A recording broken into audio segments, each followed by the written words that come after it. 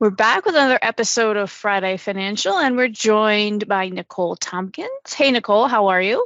I'm good. Thank you for having me on. Yes, thank you for hopping on. Nicole, in your role, working and leading the branch side and the business side of MHV, you come in contact with a lot of small business owners. You're out in the community a lot. So we're going to talk a little bit today about some of the mistakes you see business owners making and how to avoid those. Okay.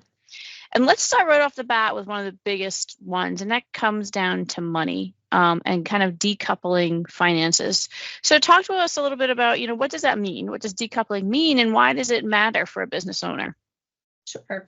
So I think that what we've seen in the past here and other financial institutions is that small businesses, especially sole proprietorships and DBAs, they tend to keep their finances mixed, their personal and their business, because they can. So legally, you can do that. Is that the smart thing to do? Not necessarily, but we do see that happen a lot. And I think that there comes a time where you need to really start separating those finances.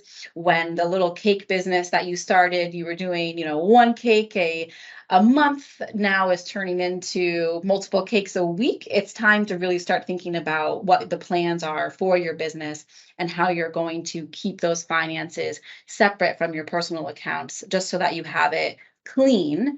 It also gives you some historical references of your finances to look back at. So if you have it set up now where it's all together, your personal and your business, later on, if you're working with a CPA, you get audited, something is happening, you need those historical financial records, and having it separated gives you that clean slate where you're able to get the information that you need.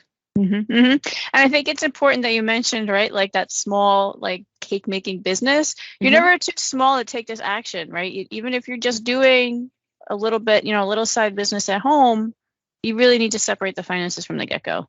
Absolutely. Yeah, right from the start. The easiest thing is right from the start. If you're planning that you want to start that cake making business, you should get it set up that way from the beginning. Go to your county clerk, get the business established, set up your two different business accounts, one with your tax reporting entity for the business, one with your personal, and keep it clean right from the beginning. But we do know, obviously, we're out with the community, so we know that sometimes you didn't start it that way, but it's never too late to switch it. Now is the time. If you're watching this and you have it set up that way, now is the time to switch it.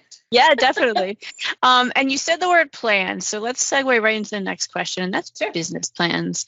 And we've had Sam Candle on, who is the director of the Small Business Development Center. He's talked a little bit about business plans, but kind of from your perspective, why is having a plan so important when you're thinking of starting a business?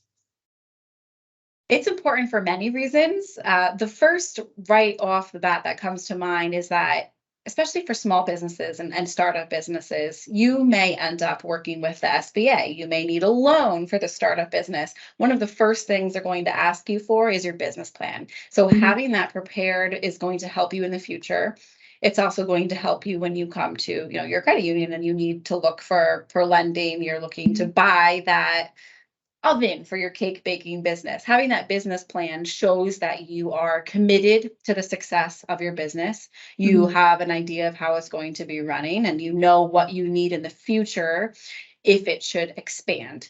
It also helps you with the expansion in the future. That way, you know what your plans are. Are you going to need more locations? Are you going to need more equipment, more employees? Having that business plan in place right from the beginning helps you with your steps as you move forward. I'm in a couple of networking groups, and a lot of the members of this one particular group are smaller, like social media managers, content managers, that type of thing. And they find themselves in a position, well, I don't know how to price this. I don't know how to fill my pipeline, right? I don't have any clients. And that's all stuff that you should be ironing out in your business plan, right? Yeah, absolutely. I mean, if you look at a comprehensive business plan, it should go through everything, what your price points look like, how much is one cupcake going to cost in this business, or like you said, content, how much is one cupcake going to cost? How many employees did you pay to make that one cupcake? How many hours of labor? All of that should be well designed and laid out in your business plan. And it helps not only for if you need a loan down the road or you expand, but for right now, you should have a smart plan in place for your business and know what it looks like, because there's always things that you can change and do better. And when you start working with financial advisors and then lenders, bankers, and we're going to ask you those questions, and we can help you set up yourself for success if you have those answers already prepared. All right. Last mistake that we see business owners making a lot, and I would say even beyond business owners, just in general, we all kind of want to do everything on our own. We find it hard to ask for help, but when you're trying to manage a business, it's okay to ask for help. So let's talk about that a little bit. Sure. So I'll stay on the cake theme, being I already went there. And apparently I'm hungry just thinking about cake. So we're just going to stay on the cake.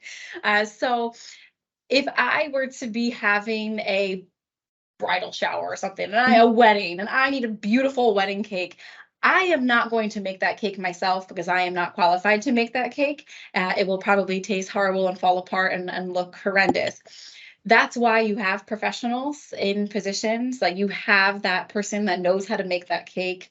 You have that person that knows how to help you with your business. You have the banker, you have the wealth advisors, you have financial planners and CPAs, and we're all here for a reason, and it's to help each other. And I think that it's hard to get carried away in the passion that you have for your business, because it's yours. Those are your cakes. You made them, and you know how to run this, and you definitely know how to make a cake better than a banker does. But a banker knows how to bank better than a baker does. So I think that it's always good to ask for help. We may have tools and resources for you that you don't even know are available. We may have people that we can refer you to that can help you and guide you as your business grows and expands.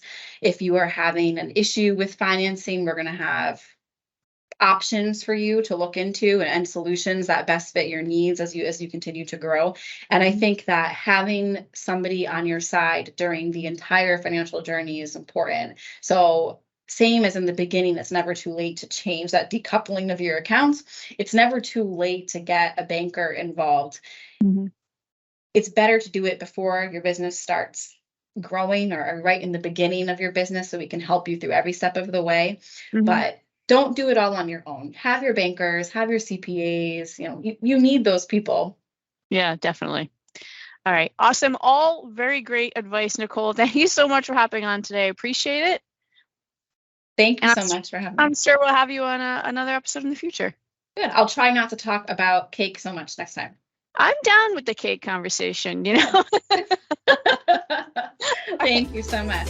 Take care. Bye.